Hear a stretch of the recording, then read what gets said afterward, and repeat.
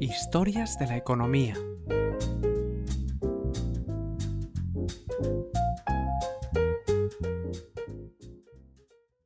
Episodio 232. La rebelión del whisky, el primer impuesto de Estados Unidos que nadie quería pagar.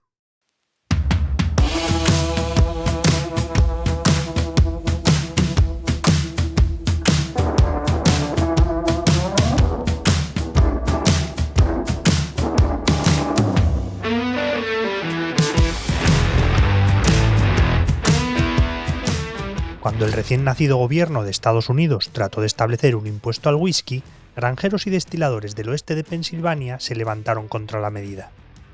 Lo que comenzó como un rechazo fiscal se convirtió en la rebelión del whisky, se extendió durante casi 4 años y acabó poniendo a prueba la autoridad del Ejecutivo Federal en una historia de resistencia, economía y poder. El nuevo gobierno federal estadounidense comenzó a operar en 1789, tras la ratificación de la Constitución. El Ejecutivo Central anterior no tenía capacidad para recaudar impuestos y se había financiado a base de préstamos para cubrir gastos y afrontar los costes de la guerra. Así, cuando acabó el conflicto, contaba con una deuda acumulada de 54 millones, a los que había que sumar 25 millones adicionales contraídos por los estados. La situación era complicada. El secretario del Tesoro, el célebre Alexander Hamilton, buscó utilizar esa deuda para crear un sistema financiero que promoviera la prosperidad y la unidad nacional. Proponía consolidar todas las deudas estatales y nacionales en una sola deuda, que sería financiada por el gobierno federal. Se aprobó su aplicación en 1790. La cantidad no era pequeña, así que el gobierno necesitaba una fuente de ingresos que le permitiera hacer frente a la deuda. Para diciembre de ese año, Hamilton creía que los aranceles, que era la principal fuente de ingresos, ya no tenían más margen de crecimiento. Así que en marzo de 1791 se le ocurrió promover un impuesto especial sobre las bebidas destiladas de producción nacional. Era la primera vez que el gobierno aplicaba un impuesto sobre un producto nacional. Aunque se aplicó a todas las bebidas destiladas, el consumo de whisky estadounidense se había popularizado, así que era casi como si lo hubieran aplicado a esta bebida, lo que hizo que se conociera esta tasa como el impuesto al whisky. Los impuestos, como hoy, eran impopulares. La gente no quería desprenderse del dinero que tanto esfuerzo le había costado ganar. Irónicamente, las personas que libraron una guerra contra los impuestos sin representación también estaban en contra de los impuestos incluso cuando contaban con representación en el Congreso.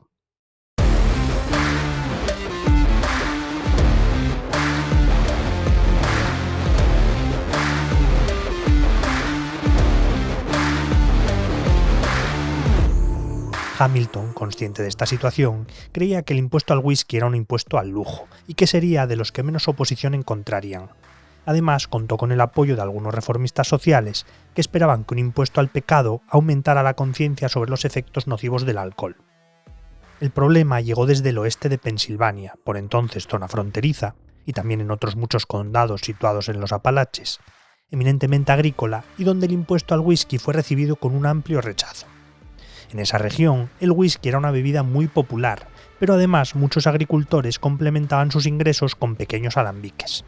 En ocasiones, cuando contaban con exceso de trigo, preferían destilarlo en whisky ya que era más fácil y rentable transportarlo a través de las montañas que en grano. Consideraban directamente que esta tasa les hacía menos competitivos frente a los productores de trigo del este. Había muchas más implicaciones. En esa zona, tan alejada de las grandes urbes del este, las monedas siempre escaseaban, así que en muchas ocasiones el whisky servía como medio de pago.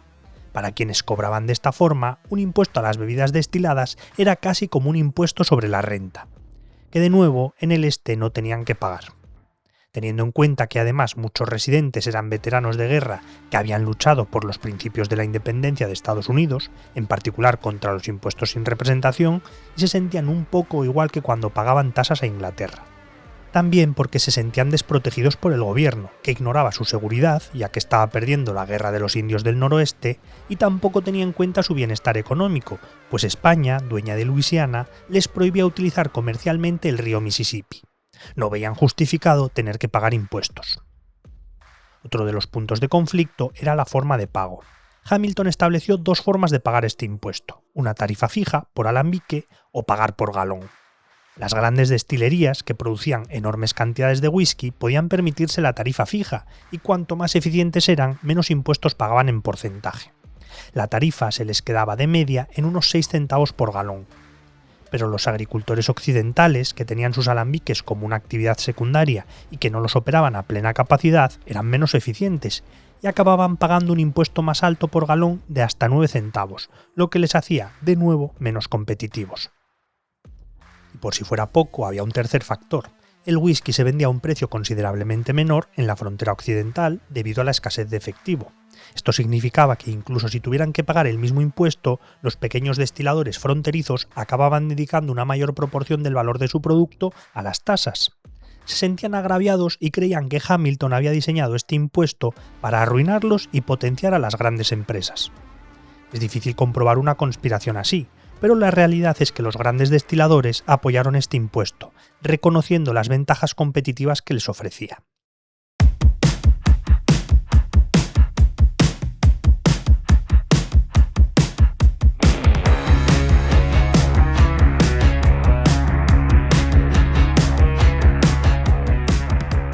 La recaudación de impuestos en la región fue un fracaso desde el primer momento.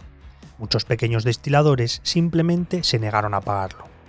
La peor parte se la llevaron los funcionarios de Hacienda, que varias veces fueron acosados por los rebeldes fiscales. Por ejemplo, un recaudador recién nombrado, Robert Johnson, cuando llegó a cobrar los impuestos fue alquitranado y emplumado por los rebeldes. Después, un hombre que acudió para entregar las órdenes judiciales para los atacantes fue azotado, alquitranado y emplumado. Tampoco los habitantes que ofrecieron oficinas o viviendas a los recaudadores salieron bien parados, pues fueron amenazados y hasta golpeados.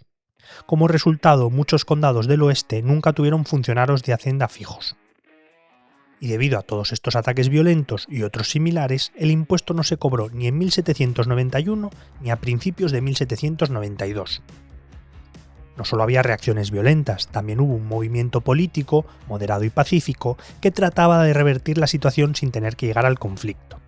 Gracias a sus negociaciones con la Cámara de Representantes, lograron una modificación de la ley en 1792 que reducía en 1 centavo las tasas que debían pagar. Sin embargo, esta medida fue insatisfactoria para muchos habitantes occidentales. Cansado, Hamilton solicitó una intervención militar para reprimir la resistencia, aunque el fiscal general lo frenó, asegurando que no había pruebas suficientes para justificar legalmente una reacción como esa. Para final de ese año se produjo una segunda convención para debatir sobre el impuesto al whisky, pero esta vez los más moderados declinaron asistir, haciendo que la reunión fuera mucho más radical que la primera. Un grupo más violento, conocido como la Asociación Mingo Creek, tomó el control del encuentro y formuló demandas radicales.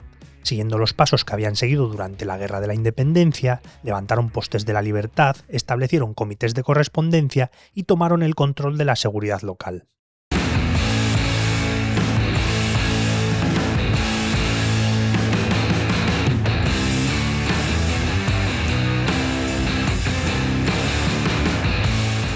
Hamilton y muchos otros políticos consideraban que esto era una auténtica amenaza para el funcionamiento del recién nacido gobierno federal, sobre todo cuando los disturbios fueron escalando de gravedad, como cuando una turba irrumpió en casa del recaudador Benjamin Wells, obligándole a dejar su cargo a punta de pistola.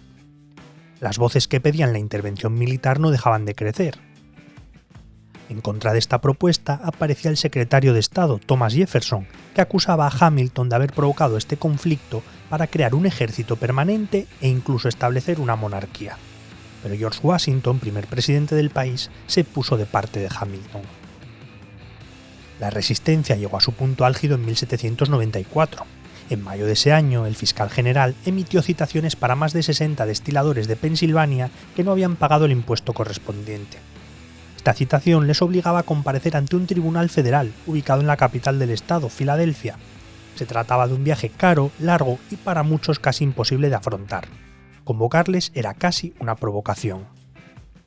Conscientes de esta situación, el Congreso cambió la ley para que los juicios por impuestos especiales se celebrasen en tribunales locales. Pero cuando se promulgó ya era tarde, pues las citaciones estaban en reparto. Posteriormente, el fiscal general llegó a asegurar que nunca pretendieron celebrar juicios en Filadelfia, que el único objetivo era presionarles para que cumplieran la ley. De nuevo, era tarde. El alguacil encargado pudo entregar la mayoría de órdenes para declarar sin incidentes, pero el 15 de julio se sumó a su iniciativa el inspector fiscal general John Neville, millonario, poseedor de grandes destilerías y de los que más presionaba en favor de una intervención militar. Y su llegada no fue bien recibida por los rebeldes, que les lanzaron unos disparos de advertencia, que obligaron a los funcionarios a retirarse. Por si fuera poco, 30 milicianos de la asociación Mingo Creek rodearon la casa fortificada de Neville en Bower Hill, que gracias a la ayuda de sus esclavos pudo defender la vivienda. En la escaramuza, un disparo del propio Neville mató a uno de los rebeldes. Los insurgentes se retiraron hasta un fuerte cercano en busca de refuerzos y al día siguiente acudieron de nuevo a Bower Hill, esta vez acompañados de casi 600 hombres y liderados por James McFarlane, un veterano de la Guerra de la Independencia. Por su parte, Neville, que había huido, recibió el apoyo de 10 soldados del ejército que se quedaron protegiendo la casa. Pronto empezaron los intercambios de disparos entre los dos bandos, hasta que los rebeldes declararon el alto el fuego tras ver una bandera blanca en la casa. Pero cuando McFarlane salió al descubierto, lo mataron de un tiro desde el interior de la vivienda. Los rebeldes, coléricos, prendieron fuego a la casa. El asesinato fue gasolina para el conflicto. Las voces pidiendo una resistencia violenta comenzaron a crecer y los moderados se quedaron sin argumentos. Más de 7.000 personas se reunieron en Braddock's Field y muchos ya ni siquiera tenían relación con el whisky. Eran gente pobre, sin tierras, que ya estaban enfadados por otros agravios económicos. Querían marchar sobre Pittsburgh, a la que llamaban Sodoma, saquear las casas de los ricos y quemar la ciudad. Otros querían atacar Fort Lafayette, y todos pedían introducir la guillotina en Estados Unidos siguiendo los pasos de la Revolución Francesa. Incluso plantearon independizarse de Estados Unidos y unirse a Gran Bretaña o a España.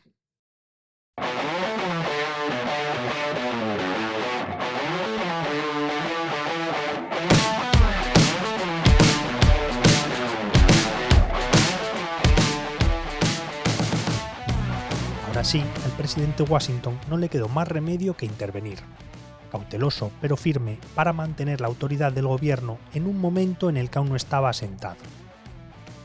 Mientras enviaba varios comisionados a negociar, reclutó un ejército de milicianos, consciente a esas alturas de que la intervención armada iba a ser imprescindible para aplastar la rebelión.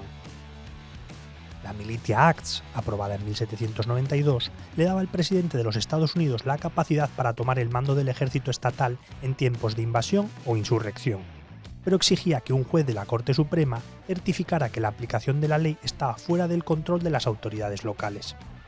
Ese dictamen, que aseguraba que el oeste de Pensilvania estaba en estado de rebelión, llegó el 4 de agosto, y 3 días después Washington anunció que movilizaría a la milicia para reprimir la rebelión, ordenando a los insurgentes que se dispersasen. Las milicias estatales fueron convocadas por los gobernadores de Nueva Jersey, Maryland, Virginia y Pensilvania. En total, este ejército federal contaba con casi 13.000 hombres, numeroso para los estándares de la época. Pocos se ofrecieron voluntarios, así que tuvieron que reclutarles para completar las filas.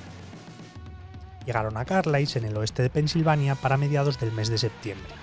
El mismísimo George Washington partió unos días después desde Filadelfia, por entonces capital del país, para revisar el progreso de la expedición militar, en la que se considera como la única vez en la historia en la que un presidente de Estados Unidos dirigió a las tropas en el campo de batalla.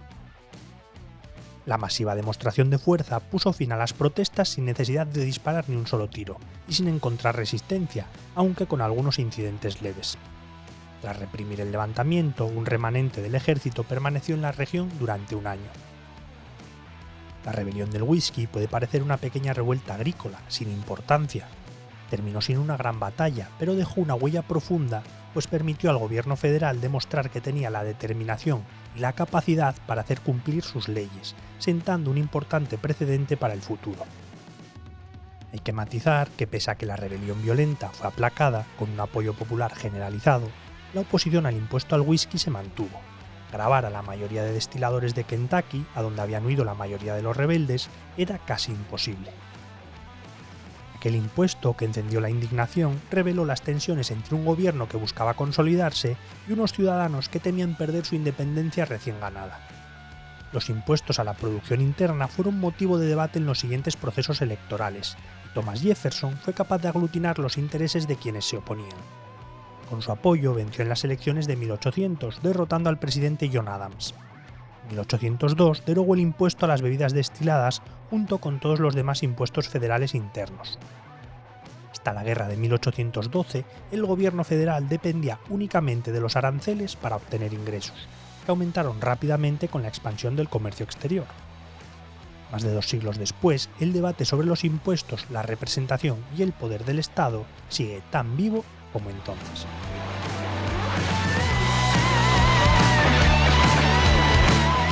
La edición sonora y la selección musical de este capítulo son de Remo Vicario, mientras que el texto y la locución son míos y soy Javier Calvo.